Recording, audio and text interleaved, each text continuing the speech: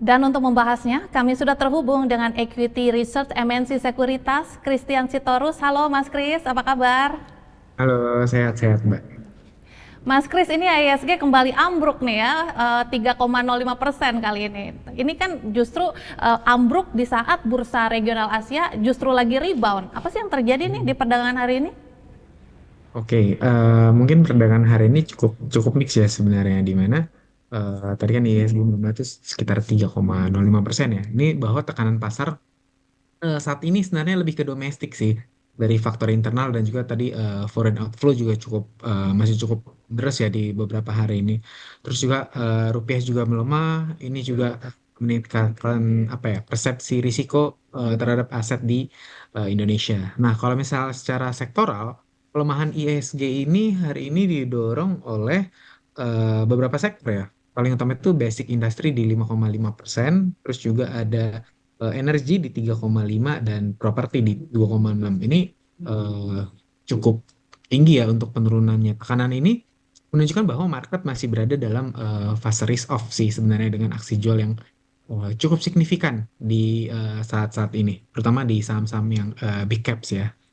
Dan kita lihat juga bahwa aktivitas transaksi ini kan beberapa hari ini sudah mulai menurun ya karena para investor baik itu domestik maupun foreign itu udah mengambil posisi wait and see dan untuk melihat kejelasan terkait dengan arah kebijakan pemerintah nantinya dan implementasi beberapa peraturan pemerintah yang kemarin baru infoin dari pemerintah. Nah, juga kita lihat di waktu terdekat ya, ada sekitar 6 IPO ya, 6 emiten yang akan IPO.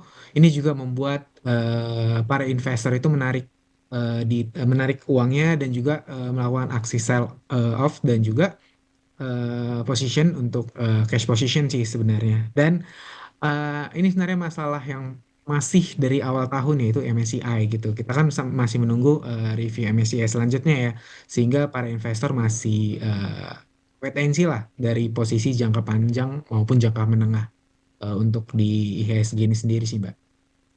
Ya kalau kita melihat ini kan sektor bahan baku justru jadi yang paling terpuruk. Apakah ini memang menjadi sinyal kalau ekspektasi perlambatan ekonomi global ini mulai benar-benar menggerus bottom line emiten komoditas kita nih?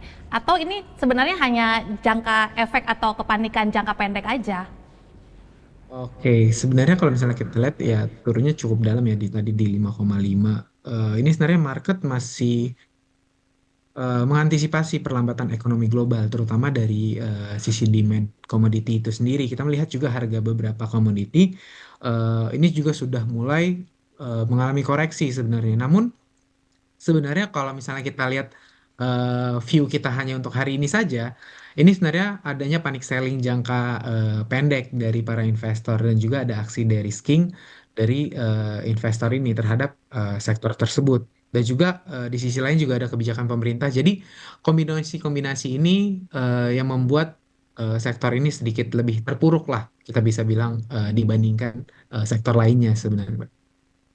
Ya, saham big cap seperti BBCA, ASII ini juga kan ikut terkoreksi dalam ya. Nah, bagi investor institusi, apakah level saat ini memang sudah masuk kategori under value atau justru masih ada nih ruang koreksi lebih dalam karena valuasi yang masih terlalu tinggi mungkin? Oke, untuk saham-saham ya kayak tadi big caps, saya juga liatin BBCA itu minusnya lumayan parah di minus 6,3%. Terus juga ada Astra itu di minus 4 ya kalau tadi nggak salah. Secara valuasi memang sudah mulai kembali menarik ya, terutama di BBC yang udah berada di bawah level 6.000 lagi.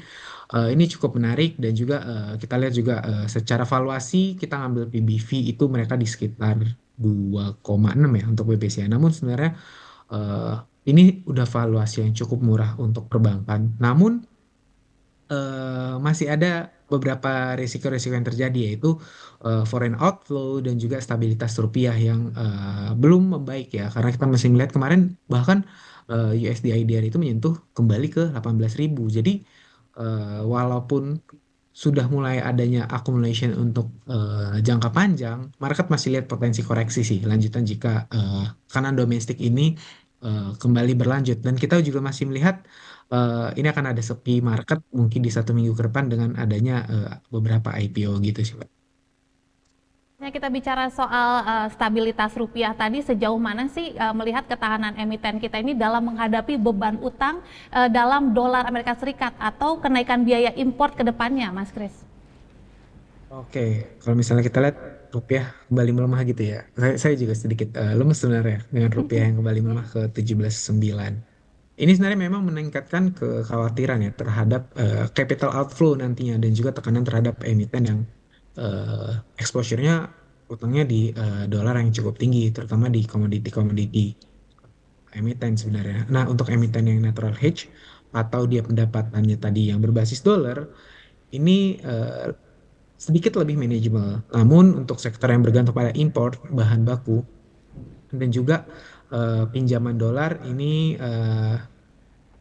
cukup memiliki risiko yang sangat besar gitu karena dapat meningkatkan beban bunga dan juga rugi selisih kurs sehingga kalau misalnya kita lihat ketahanannya seperti apa untuk emiten ini sedikit kalau misalnya kita lihat yang importnya banyak dari USD pembayarannya ini sedikit lebih berisiko cukup tinggi sih dibandingkan dari emiten-emiten lainnya sebenarnya. Iya, sentimen risk off global ini kan sangat terasa ya. Apa nih saran untuk investor retail, buy on weakness, manfaatin harga murah, atau justru cash is king sampai ada kepastian arah suku bunga atau kebijakan moneter nih, Mas Kris?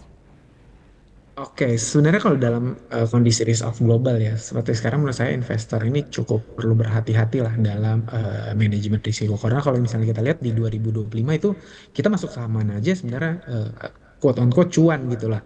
Nah, di tahun 2026 kita memang perlu memperhatikan beberapa hal.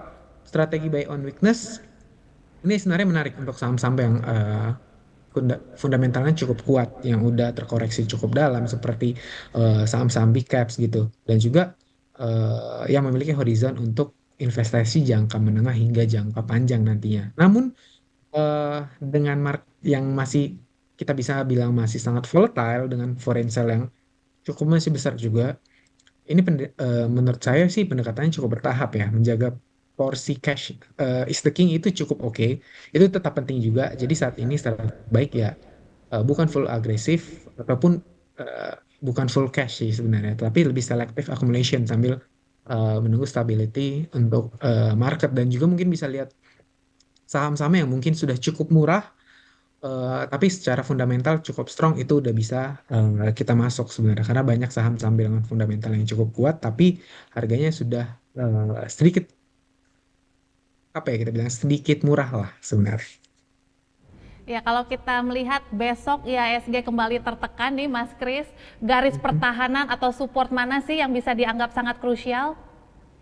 Oke, jika kembali tertekan ya, semoga semoga sih tidak ya, semoga besok hijau royo lah kalau bisa dibilang. Nah, namun apabila IHSG ini kembali tertekan, maka sebentar, maka support krusial itu berada di level 5594, 5594 dengan resistnya itu di level 5820, 5820. Nah, apabila level tersebut ditembus dengan volume besar dan foreign outflow berlanjut, maka supportnya akan lebih rendah lagi dan mungkin hal yang tidak kita inginkan berada di level 5300 sampai 5400 itu bisa terjadi sebenarnya. Nah, memasuki bulan Juli ini kan banyak nih agenda penting yang sangat-sangat dinanti pasar. Apa saja yang paling krusial yang harus dicermati oleh investor, Mas Kris? Oke, masuk bulan Juli ya. Nah, biasanya sebenarnya bulan Juli ini secara historical hijau royo lah dibandingkan bulan Juni dan juga Mei sih. Historical beberapa tahun memang bulan Juli itu hijau dan hopefully bulan Juli tahun ini juga hijau hijau royo gitu ya. Nah, memasuki bulan ini sebenarnya investor perlu mencermati beberapa agenda penting seperti data inflasi itu yang akan besok diumumin, terus juga arah kebijakan The Fed itu seperti apa, terus juga yield dari US Treasury ini seperti apa, dan juga nilai tukar rupiah sih yang paling penting. Apakah rupiah kita akan kembali menguat? Di mana target pemerintah itu rupiah di Juli itu harusnya menguat. Mungkin bisa menembus kita harapin sih 17,5 sampai 17,4 sebenarnya. Nah, inflasi akan menjadi perhatian utama nih, karena market kan ingin melihat apakah tekanan harga ini sebenarnya mulai meningkat ya akibat pelemahan rupiah yang cukup dalam sampai kemarin pernah 18,2 gitu dan kenaikan harga beberapa energi global sih di beberapa saat lalu. Selain itu juga para investor ini perlu mewaspadai adanya potensi outflow berkelanjutan jika dari The Fed ini mempertahankan suku bunga tinggi yang lebih lama gitu. Nah, jika memasuki bulan depan ataupun besok kita memasuki bulan Juli, kemungkinan masih bergerak volatile dan sangat sensitif terhadap data makro ataupun kebijakan moneter global sehingga para investor masih wait and see, cenderung wait and see dan juga perlu memperhatikan area-area tertentu di mana mereka harus chip in ataupun tidak di saham tersebut sih, Mbak. Baik, terima kasih Mas Kris untuk waktu dan analisisnya di Prime Report kali ini. Sukses dan sehat selalu.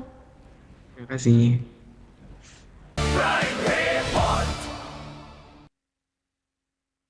Yang didukung oleh